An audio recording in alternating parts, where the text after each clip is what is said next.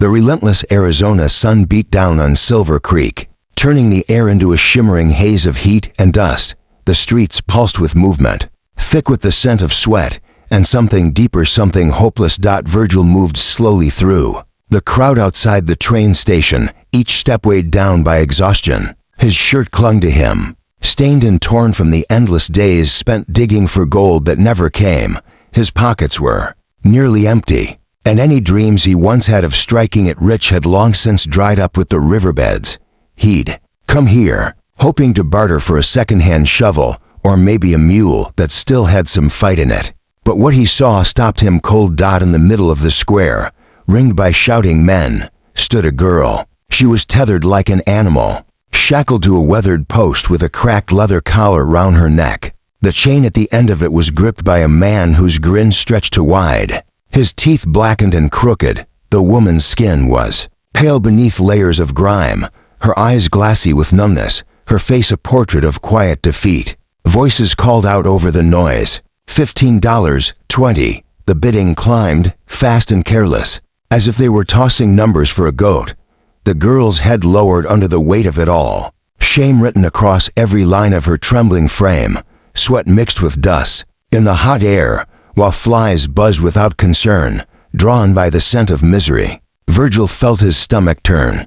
He looked down at the coins in his hand. It wasn't much, barely enough for a few meals, but the sight of her, the sheer wrongness of it all, made something shift inside him. His mouth opened before his thoughts caught up. 35. The word hit the air like a stone dropped in still water.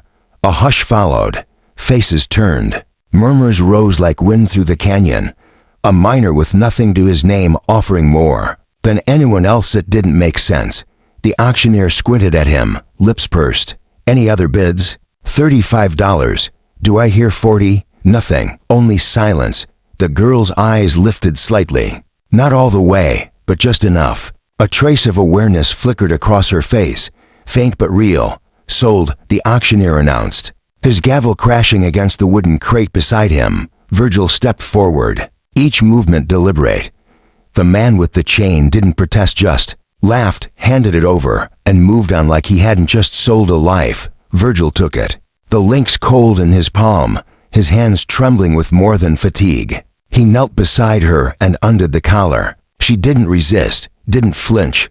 Her arms came up to cross her chest, her shoulders curling inward. She was free, technically, but still trapped inside whatever had been done to her. Dust kicked up in the wind. Virgil stood there a moment, the collar now lying useless on the ground, the weight of his decision settling deep in his chest. Whatever road lay ahead would be long and uncertain. By the time the sun dipped closer to the horizon, they had left Silver Creek behind. They walked in silence. The land around them stretched out in every direction, empty and punishing. The wind whispered over the rocks, carrying sand and secrets.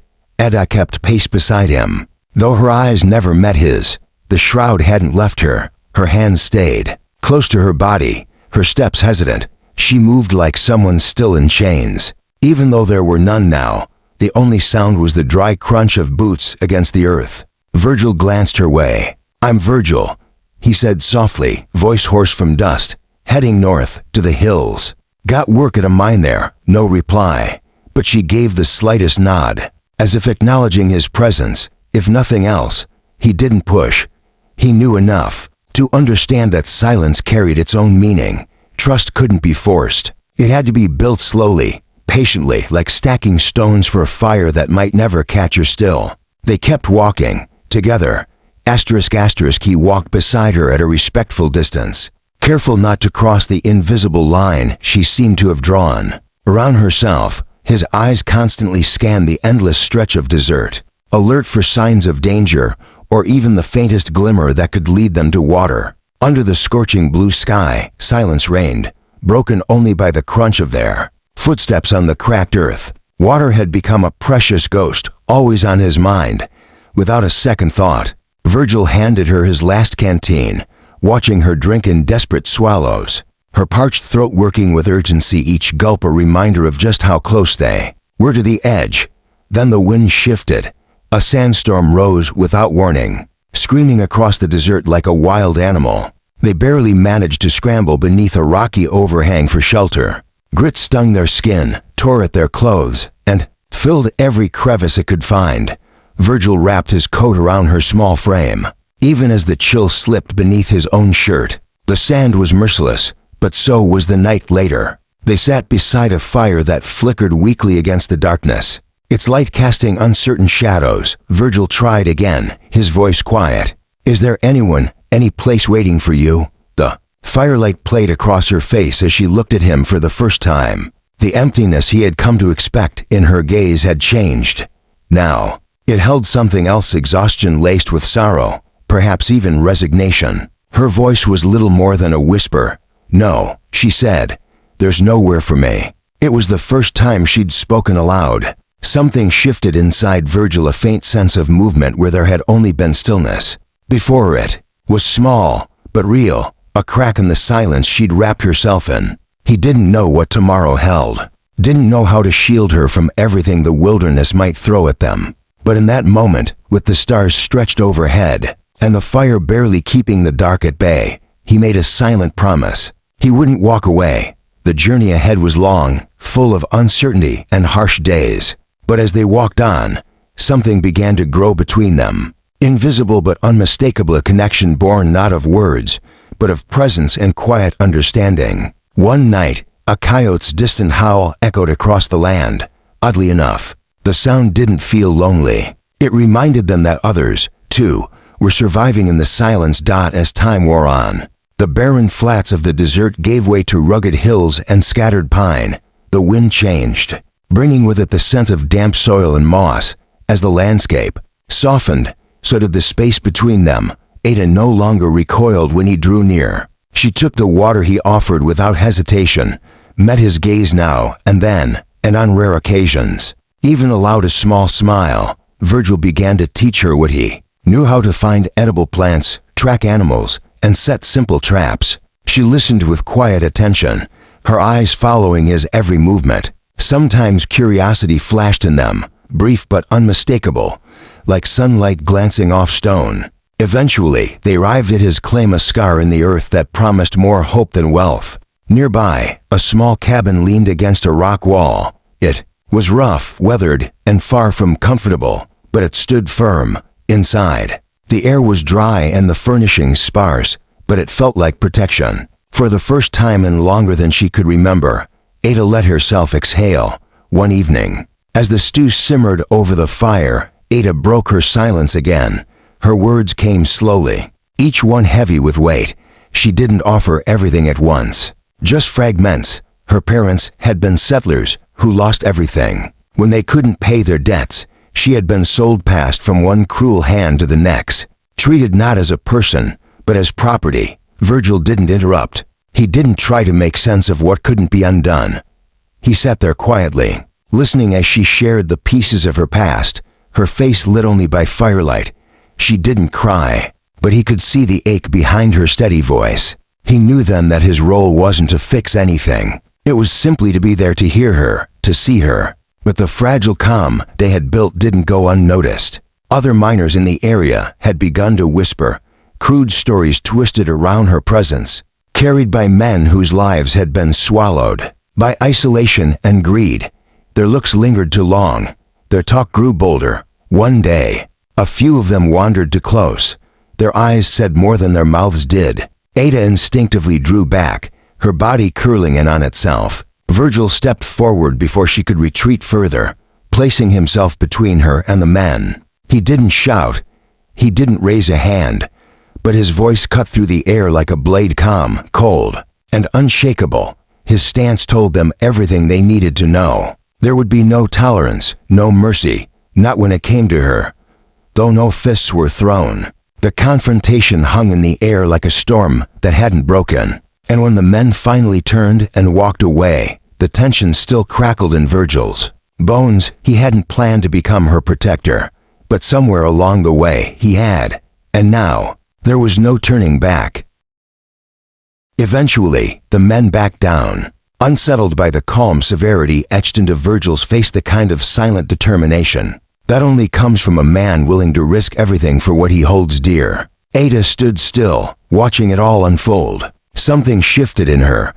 What had begun as gratitude now deepened into something steadier. Warmer admiration rooted in trust. Later that night, as darkness settled around the cabin, she cleaned the scrapes on Virgil's arms. Her touch was gentle, deliberate, each motion carrying more than just care for his wounds. There was healing in it, quiet and personal. A closeness had begun to take shape, unspoken yet unmistakable. Where once necessity bound them together, now something deeper had taken root. An alliance formed through shared burdens and quiet strength. The future remained uncertain. The mountains still harbored unknown threats, but in Ada's heart, something new took hold. Hope, sparked by Virgil's steady presence and quiet courage. The cold air, scented with pine and soil, seemed to carry with it a soft promise of something better ahead. Their days at the mountain cabin began to follow a pattern. Virgil labored through long, demanding hours at the mine, while Ada adapted to the unfamiliar life among the trees and quiet. She learned how to stretch what little they had into hearty meals, how to patch clothes with patient hands, and how to tend to the little space they now called home. The silence that once stretched awkwardly between them turned into a kind of peace in each other. They found a quiet companionship, a shelter from the world beyond the timber walls. The cabin no longer felt like just a refuge, it was becoming a life. The sun's rays filtered through the windows in warm shafts of gold, catching the dust in the air, tiny particles swirling like memories waiting to settle, but pieces rarely left untouched. The past has a way of creeping back in, through the occasional traders and miners that passed through. Talk began to stir, fragments of gossip about what had happened in Silver Creek. About Ada. The whispers carried judgment, edged with cruelty. She began to notice the stares, the quiet remarks exchanged when she passed by. Despite the isolation of their world, its small community wasn't free from prejudice. Ada felt the change. What had once felt like safety started to feel brittle. She spoke less. Her gaze drifted downward more often. Her shoulders held tighter. Virgil noticed it in the way she moved, in the way her silence returned like an old shadow, curling back around her. Then came a day that would shake the ground beneath them both. Virgil left for the mine, as he did most mornings, and Ada stayed behind at the cabin. It was quiet, until a group of loud, drunken men stumbled onto the property, faces flushed, their speech slurred and movement sloppy. Among them were men Virgil had had trouble with before. Their laughter rang out, but there was no kindness in it, just menace cloaked in false humor. Ada froze. Her instinct screamed to run, to disappear. One of them, Silas Dahl, thick-armed, with a grin full of rot, stepped forward, eyes glinting with something cruel. When he reached toward her, a breaking point snapped inside her. The fear she'd lived with for so long burned away, replaced by something fierce and untamed. Without hesitation, she reached for the fire poker near the hearth. The weight steadied her grip, grounding her. Her voice rose, steady and sharp, filled with defiance that surprised even her. "Don't take another step," she shouted. Her voice wasn't pleading, it commanded. It came from somewhere deep, raw and full of fight. The men halted, stunned by the force in her tone, the glare in her eyes. And then Virgil arrived, dusty, exhausted. His body worn from work, but his presence cut through the tension like a blade. He saw everything in a glance, Ada's trembling hand clutching the iron poker, the fear stamped on her face, the group of men crowding the porch. But what held him the longest was the look in her eyes, alive with fire. He moved between them without a word of doubt. "You heard her," he said quietly, but with a force that carried weight. "Leave. Now." His voice didn't rise, but it didn't have to. The certainty in his tone made them hesitate.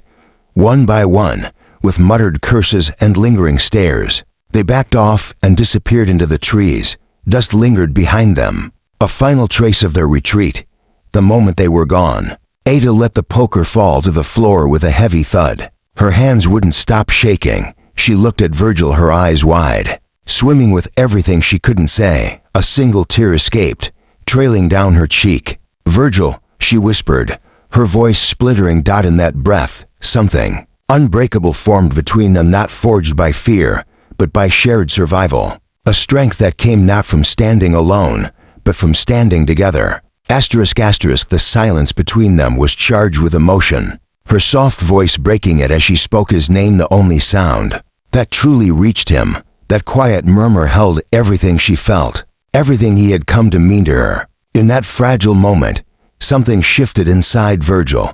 All uncertainty melted away. He drew her into his arms, feeling both the tremble of her body and the quiet strength beginning to bloom within her. What was forming between them wasn't loud or grand. It was a steady light in the darkness, a quiet promise that whatever storms came, they would face them together. The fear that had long clung to them still hovered in the background, but it was beginning to give way to something softer, something that felt like hope. That night inside the cabin changed everything. What had once been delicate in Ada began to solidify into a quiet resolve, and Virgil's protectiveness transformed not into possession, but into a deeper, gentler kind of love that asked for nothing in return. The shadows of their pasts began to lose their grip, with Virgil's calm presence beside her. Ada slowly began to speak her truth, the pain she had buried, the moments that had left her broken, the harshness she had endured. He didn't interrupt. He didn't try to fix it. He listened, with patient eyes and a steady heart. With every story she told, the weight she carried seemed to lift, her walls crumbling not in collapse, but in quiet release. Life near the mine remained unforgiving. The work was still brutal, and gold remained elusive. But Ada's presence gave Virgil something new, purpose. She became his reason, his anchor. He pushed harder with each sunrise, not just for the day's wages, but for the future he could now imagine. He dreamed of a piece of land, a few animals, a small home filled with peace. That vision gave him strength. The change didn't go unnoticed. Some of the more decent folks around began to see the difference. They saw the determination in Virgil, the quiet strength in Ada. The curious stares and hushed talk that once followed them began to fade, replaced by silent nods and small gestures of respect. That weathered little cabin stopped being just a shelter. It became a place of healing, a space where something new and real could grow. One crisp morning, sunlight spilled over the mountain ridges, bathing the land in golden light. Virgil sat on the porch, a tin cup warming his hands, watching Ada tending to a row of herbs nearby. The chill in the air bit gently at his skin, but the sight of her filled him with warmth. She glanced up, their eyes met, and a soft smile curved her lips. Gone was the woman who once carried pain like armor. What he saw now was someone at peace. The light caught her hair, turning it to gold. She walked over and settled beside him, slipping her hand into his, firm and sure. "Virgil," she said, her voice steady, laced with emotion. "I love you." No grand speech, no poetry, just truth clear and unshakable. Those simple words held the weight of everything they had survived and everything they had built. His heart swelled, his eyes misted, but he let the emotion rest quietly inside. He didn't need anything else, not wealth, not fame. What he had now was more than enough. Soon after, they stood together before a wandering preacher, with a few close companions watching. The ceremony was simple, no lavish garments, no celebration, just honest words spoken from the heart. Ada wore a plain dress, carefully kept, and to Virgil, she was more beautiful than any bride wrapped in lace. In her, he didn't see the broken woman he'd first met. He saw someone renewed, whole, and radiant with newfound freedom. The wilderness around them remained wild and punishing, but they no longer faced it alone. Together, they stepped into whatever came next, bound by something stronger than fear, love that had been tested, trust that had been earned. In a land where life was often cruel, they had uncovered something rare and unbreakable. As the sun rose higher, spilling light across the rugged earth, it didn't just mark another day, it marked a beginning, one born from hardship, carved from pain, and nurtured by a love that had taken root in the hardest of places.